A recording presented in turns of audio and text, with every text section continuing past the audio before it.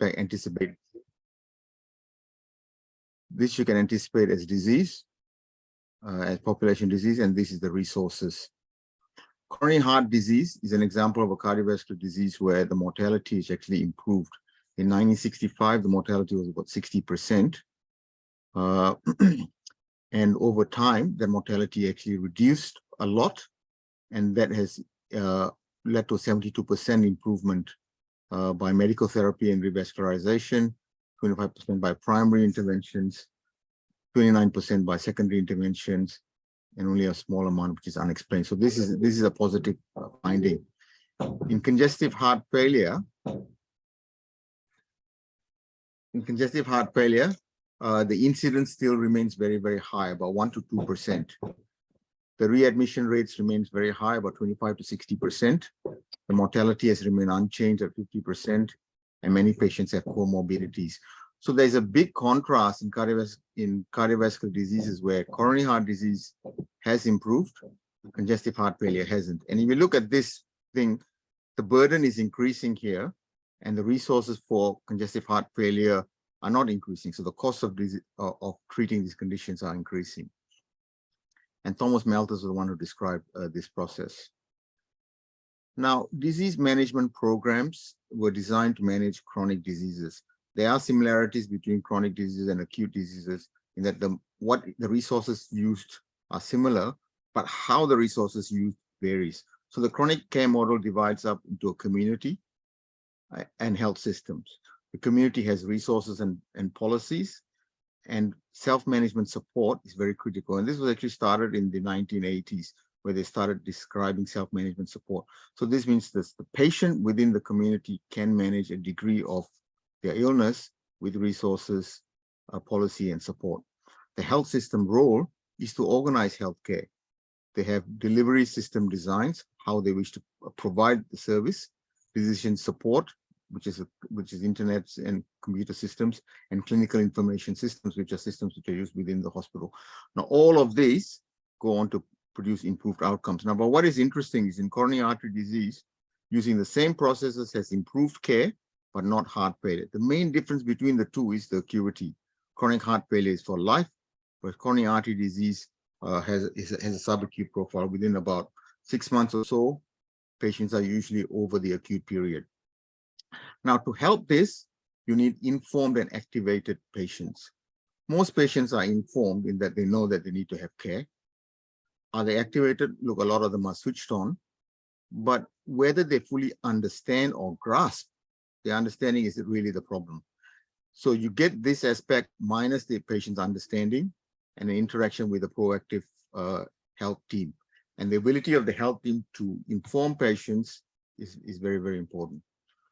Now, there's also been advancements in disease management programs in categorizing the domains of care. And the taxonomy of disease management, this is written by Krumholtz, defined it into 8 categories: the demography, the recipients, the intervention content, the delivery personnel, the method of communication, the intensity and complexity, the environment, and the outcome measure. And from a patient's perspective, the domains are community care, ambulance, general practitioners or specialists, emergency department, discharge, and community. This year, between the community and the ambulance out here is actually chronic care, and this becomes acute care in the middle here. So let's talk about the stages of heart failure. On the right here, you have patients going through an acute phase, or called the transition phase, a plateau phase where they're relatively stable, and the palliative phase. In 50% of patients, this is about usually about 5 years. That is transition from an acute phase to a palliative phase. Stage A of heart failure is where patients have risk factors. Stage B is when they start having minimal symptoms. Stage C, when it affects your quality of life and they may require hospitalization. And stage D, when they're quite advanced. Now, congestive heart failure is quite advanced in terms of therapy. There are guideline-derived care. So this is from circulation. Now, this is not the first, this is actually towards the end of the circulation where they actually talk about performance. So performance is also on delivery of guideline-related therapies. So PM, the first part here, are the essential components that are proven. And QM are quality measures. Now, quality means it's an optional measure. Now, the important part, this self-management here used to be a primary measure. Okay, and primary measures are things like monitoring symptoms, assessment of left ventricular function, ACE inhibitors, angiotensin receptor antagonists, mineralocorticoid therapies, hydralazine, heart failure rehabilitation, and device therapy. So it's moved from there to just a quality measure purely on the basis of lack of evidence. Rehabilitation down here is also considered essential. So you can see here PM2 and PM4. Now, why is it self-management? What's so difficult about chronic disease self-management? So if you look here at this slide, you can understand why it's very, very difficult to get evidence for self-management for patients. So patients have to remember a lot of things. They have to, first of all, work out what medications they can take or can't take over the counter. For example, non-steroidals, potassium salt supplements. They have to avoid excessive salt, and they have to monitor the amount of fluid they have to take. They have to be aware of the potential side effects of the medications and try and relate the side effects so they can relate it back to the doctor. They have to avoid dehydration in hot days. They have to monitor symptoms, fluid restriction, and obviously engage healthcare when they deteriorate. Now, this is just heart failure. Now, if you look at the number of comorbidities patients have, most of them have 2 or more comorbidities. And this includes hypertension, ischemic heart disease, diabetes, hyperlipidemia, anemia, chronic disease, depression, arthritis. So there's a lot. So they have to remember these as well as manage these conditions. So it's a big and challenging task. Self-management itself for an individual patient has barriers. Cognitive impairment makes it difficult for patients to self-manage. Depression, which is pseudo-cognitive impairment, makes it difficult for patients to self-manage. Some are substance abuse, they have frailty, they have social barriers as financial, food insecurity, homelessness, violence at home, low literacy rate, low language proficiency, social isolation, and even transport limitations. So if you match this slide here about what they have to remember, the comorbidities that they have, and the barriers to effective self-management, it becomes a very, very challenging task. So what really is self-management? What do patients actually have to do?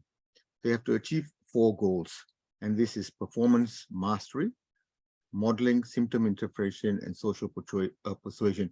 So these goals allow them to interpret the diseases and find a way to analyze the diseases.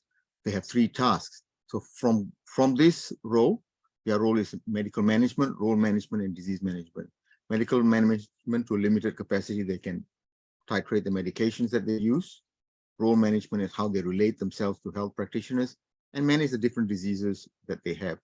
And to do this, you need skills, problem-solving skills, decision-making skills, use resources that are available, form relationships, and take action. So all these things require knowledge, behavioral capabilities, and then obviously that then leads to improved health outcomes. But most people in the medical field will know that this service is not invested, this aspect is not invested much in health services. We are happy to take patients to the hospital, treat them, and discharge them very quickly, but we don't invest in their education. So now, in terms of developing models of care, the first part is terminology. And I'm putting this because I'm a medical doctor, so I had to learn all these things, and I had to learn the terminology involved in this area. And the first thing is the systems of care versus a process of care. So system of care is everything that involves in the community, that involves the political aspect, the economic aspect, the hospital, and the patient. Whereas the process and the model, the process of care is the ability to deliver a model which you make, and the model takes into many factors, many factors. Health pathways are pathways that are created for the patient to journey. Alignment is when different systems or different organizations align. Collaboration collaboration. And health systems, to develop model care, need to have capacity building, strengthening, and function. So the guiding principles to develop good models of care, they have to be patient-centric, they have to have equity of access, care has to be integrated, they have to use resources efficiently, safety and quality of care is important, standardization of outcome measures and evaluation processes, that have to have an innovative design and care delivery, and sets a vision for the future.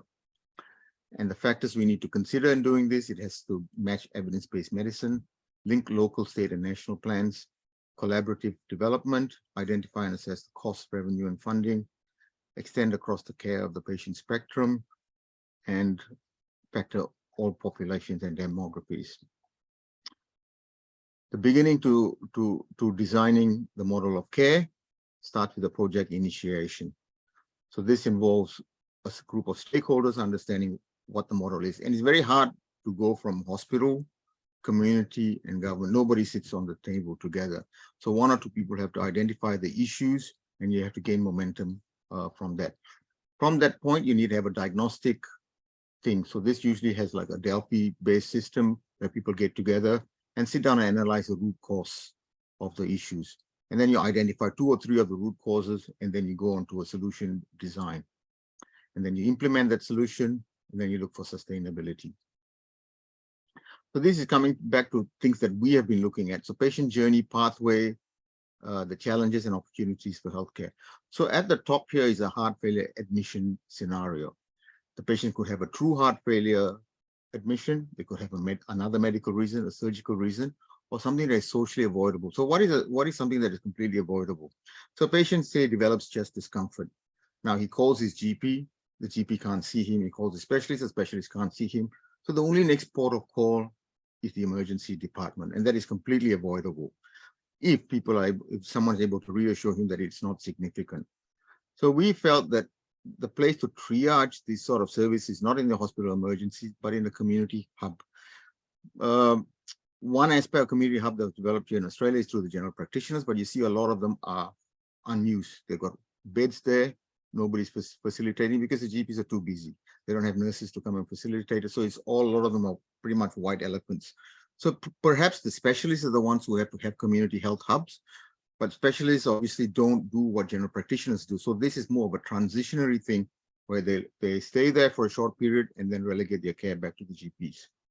So chronic heart failure, you can see when it transitions to an acute sense or chronic sense, you can see the GP, and the GP can refer to an ED specialist, or the patient can call the ambulance. When he goes to an ED, they get admitted, they get discharged, and then come back to the community.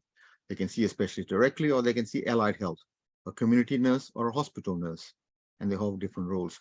Now, the newest option obviously is to get triaged by some mechanism and then get sent to a community health hub, and they buffer these patients from going to the emergency department. So this is an example of a hub setting which we looked at, where you have a specialist on board, where they're running and seeing their cases normally, but they also can provide advice. It's run by a GP trainee on site, where they help with the rapid access and as a first responder to patients who present. They can do limited amount of infusions, and they can also monitor patients who are there for a short period of time. There has been administration, which is the same administration as the specialist service, but in this aspect, a community nurse, which at the moment is not funded for health and out of hospital care. So this is a big gap in this sort of system. Now, we would assume that this sort of system can take a referral source from acute care from hospitals to transition patients from allied health service or from medical, and patients when they're discharged can similarly go back to those same areas. Now, triage pathways for heart failure on acuity. So if you see a decompensated heart failure and chronic heart failure here, what you see is this part here, the intensity of care. When a patient comes into the acute care pathway, the intensity is tremendous. Okay, when a patient comes in the chronic care pathway, they are seen along these lines, but the intensity and the amount of information, resources given to them is very less. In fact, this pathway takes up 85% of the health budget, and this pathway, the chronic care, only takes up 50% of the health budget. So there must be some alignment between here, because some of these acute cases technically do not need to be in this pathway, can go into this pathway, and vice versa across here. So this linking of these two pathways here is important. This is a little tool which we developed. It's a one-page tool. Now, most chronic disease management tools are quite long. So you work out why chronic disease management has difficulty, because it takes a long time to do that. So in this tool, we look at the readmission risks of heart failure and give them a score. We look at the three aspects of self-management which are most important: the ability to self-maintain, self-care manage, and self-care confidence or efficacy. So based on this, you'll be able to tell how confident individuals are to able to make decisions at home, and hence the ability, the length of time they need to stay in an emergency department or in a hub or a triage hub is very, very little. So this is being studied at the moment. And finally, to do all this, you need an evaluation framework. The evaluation framework is a combination of qualitative studies and quantitative studies. Quantitative studies are audits, qualitative are surveys. And we also need to develop data management strategies, databases, and also create collaboration pathways. And finally, all of this must inform a heart failure program. And these program domains include the service domains, disease management domains, performance measures to measure and address the KPIs, and obviously outcomes, which we feel important are readmissions and improved self-efficacy. And so for conclusion, chronic disease self-management can be simple, it's underutilized, it requires well-designed studies. At the moment, we have not been doing that because we have been using the wrong type of endpoints. A model of care involves a process. We have care domains that are standardized, and chronic disease self-management research should be designed with the model of care in place. So they shouldn't be designed independently based on the tool, but in context of the model of care. And this tells you where all these things need to integrate. Hospital, community cardiology, primary care, allied health, government, as well as the taxonomies of health diseases, patient journeys, and healthcare dimensions.